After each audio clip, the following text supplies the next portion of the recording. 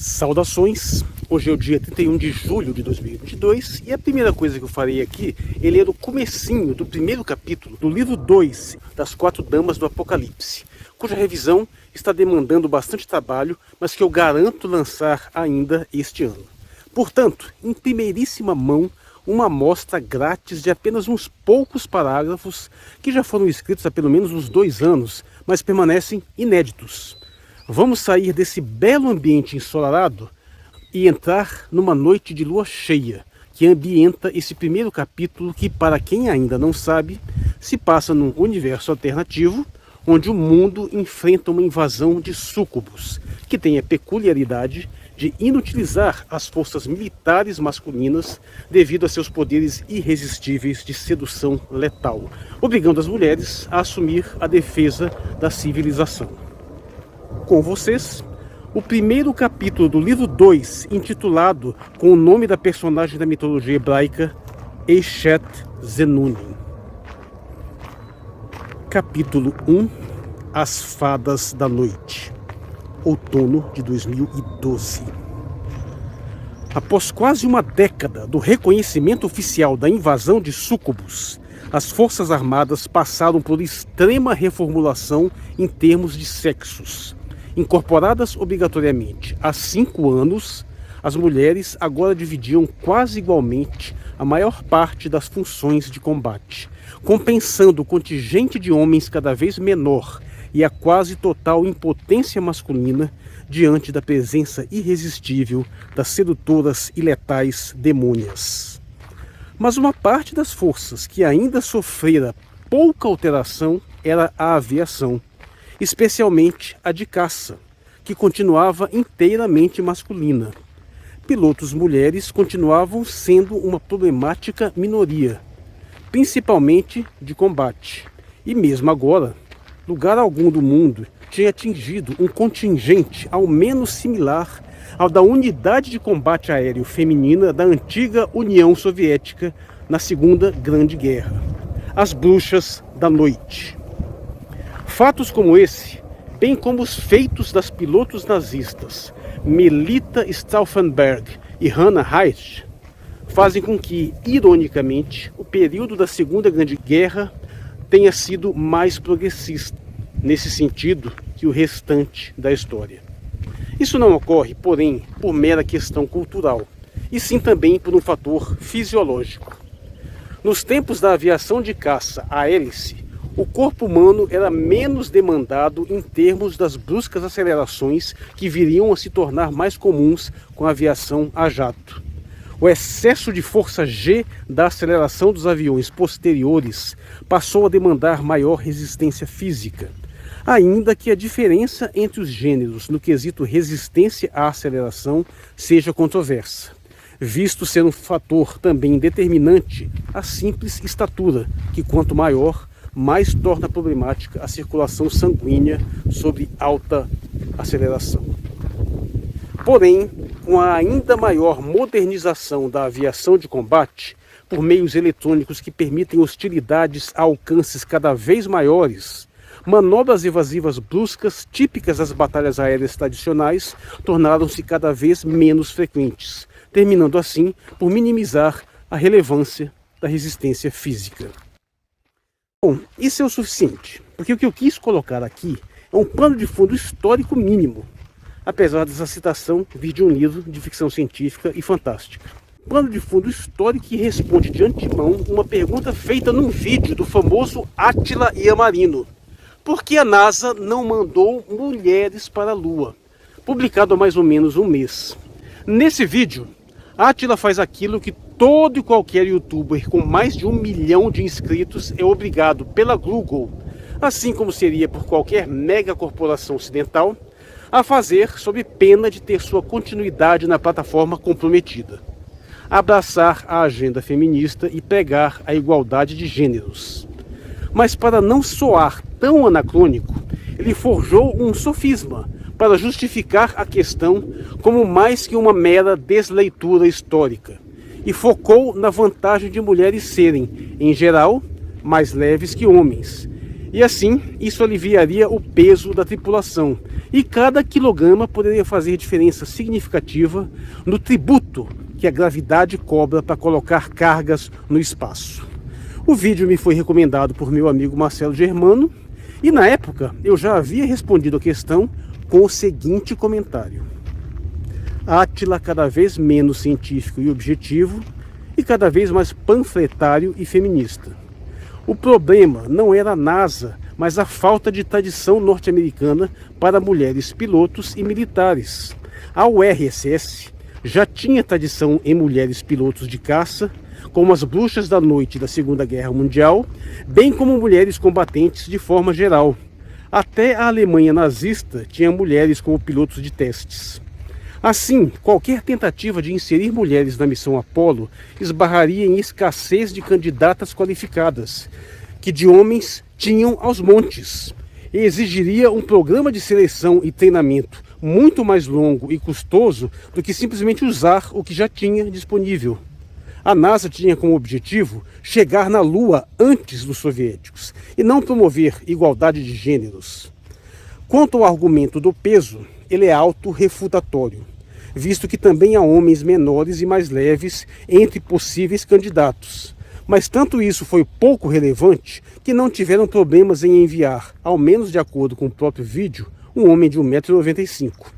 Por fim, resistência física também faz diferença.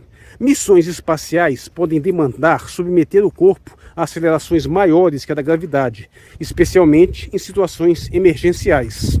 Esse é um dos motivos pelo qual há poucas mulheres piloto de caça supersônicos, que demandam acelerações que podem causar desmaio em pessoas fisicamente menos resistentes.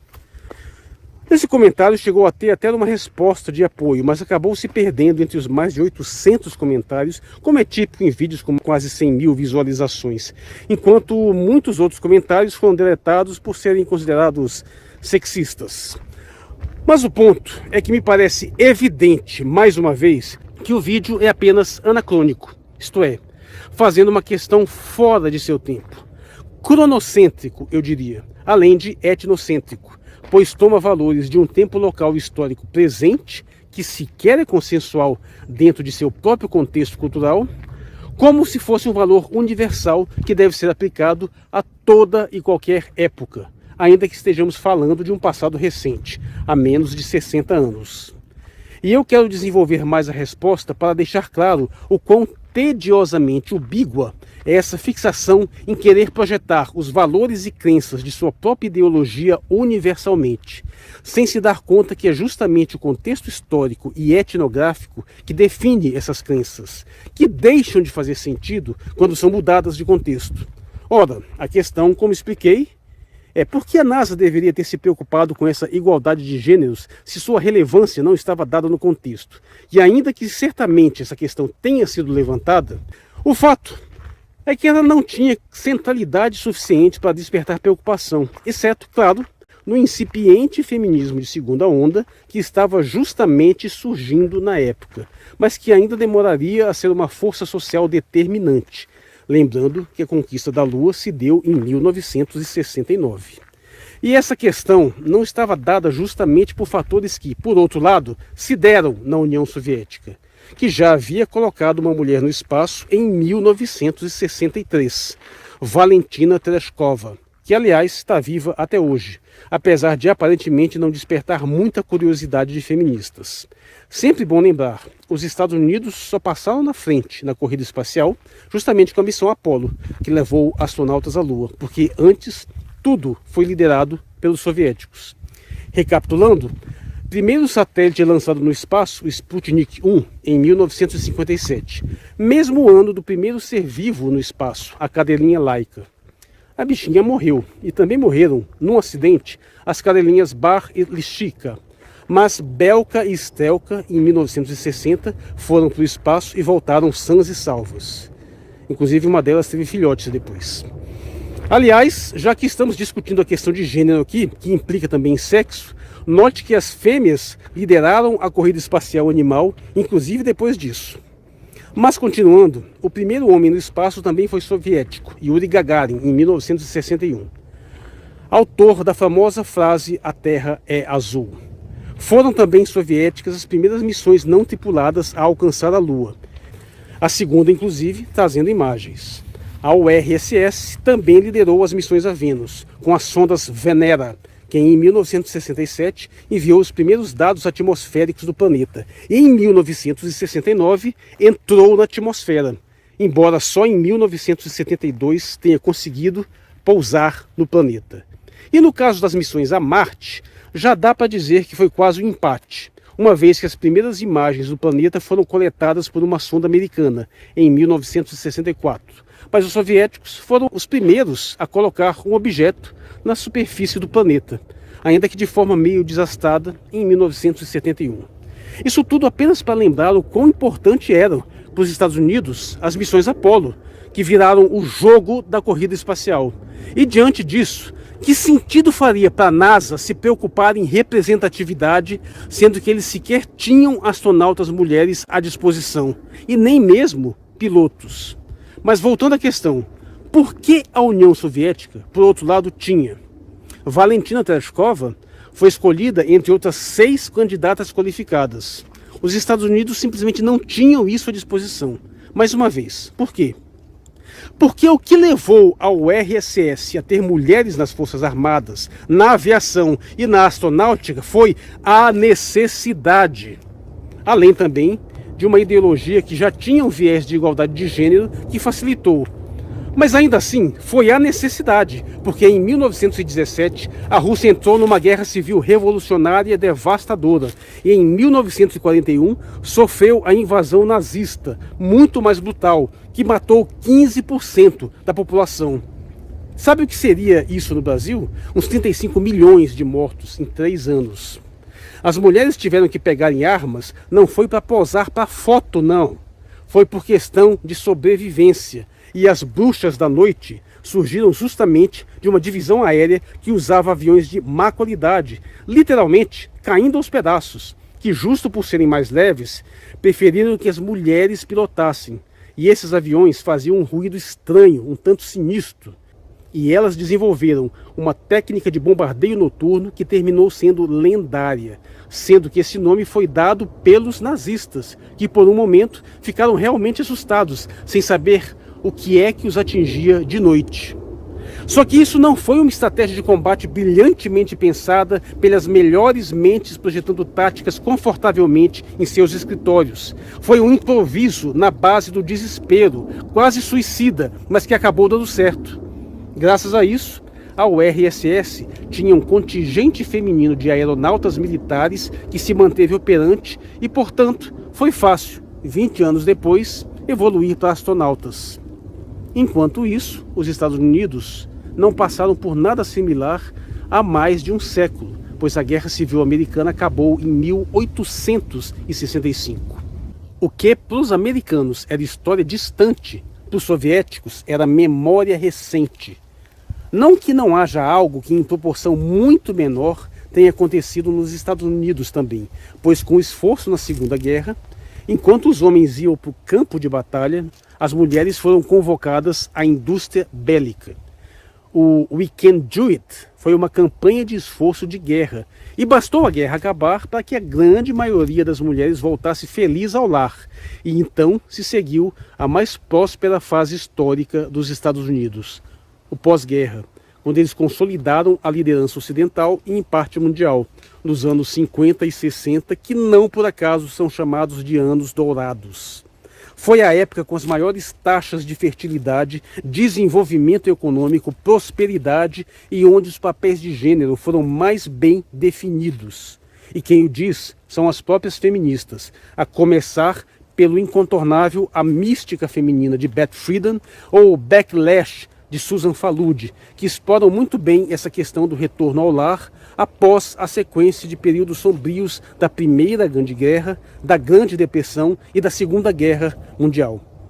Curiosamente, é justo nos anos 60 que surge o feminismo de segunda onda, na fase mais confortável do segmento social mais abastado dos Estados Unidos. tão próspero e repleto de oportunidades que foi possível a um grupo de mulheres brancas jovens universitárias de classe média a alta, que nunca viram uma tragédia histórica na vida, se sentirem oprimidas. Nesse contexto, a NASA simplesmente não tinha contingente feminino a selecionar e não tinha preocupação com isso. E daí se vê que a pergunta do Átila Yamarino é anacrônica, porque não faria o menor sentido se preocupar com isso naquele contexto. Inclusive, faria até mais sentido perguntar por outros recortes sociais, como, por exemplo, por que não mandaram negros para a Lua? Pois, afinal, pelo menos houve uma divisão de pilotos militares negros na Segunda Guerra Mundial. O que aconteceu com eles? Ou então, por que não perguntar também por que a NASA não mandou homossexuais para a Lua, ou homens trans, ou latinos, ou índios? Percebeu? São perguntas sem sentido. Tanto que o Átila teve que inventar a desculpa do peso para tornar a questão minimamente relevante, ignorando o fato de que não só existem homens de menor estatura e peso, quanto que mulheres capazes de resistir a acelerações que gerem gravidade aumentada também não seriam das menores e mais leves. Mas eu entendo ele, porque como um youtuber de grande projeção, ele tem que cumprir uma cota de politicamente correto, ou, se preferir, de lacre, e tem que dar um jeito de tornar isso minimamente palatável, como cientista que é preocupado com a própria reputação. Basta você ver a inacreditável saia justa em que ele se mete quando tem que comentar os atletas trans, onde os fisicamente homens querem competir em categorias femininas. Não vou comentar aqui, mas chega a dar pena o tamanho do rebolado para fazer com que o tema não pareça insano. O fato é que não havia motivo algum para a NASA se preocupar com representatividade feminina no espaço, por todos os fatores que elenquei aqui. Agora existe, e já estão falando em novas missões à Lua, onde a prioridade é colocar a primeira mulher e o primeiro homem negro no seleto grupo de apenas 12 homens brancos que pisaram no nosso satélite natural.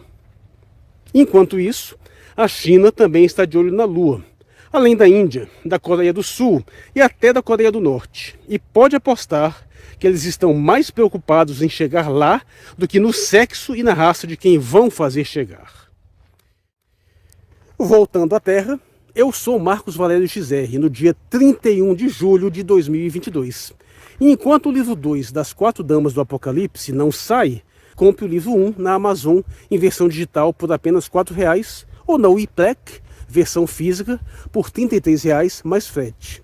Os preços vão subir ano que vem. Muito obrigado por sua atenção.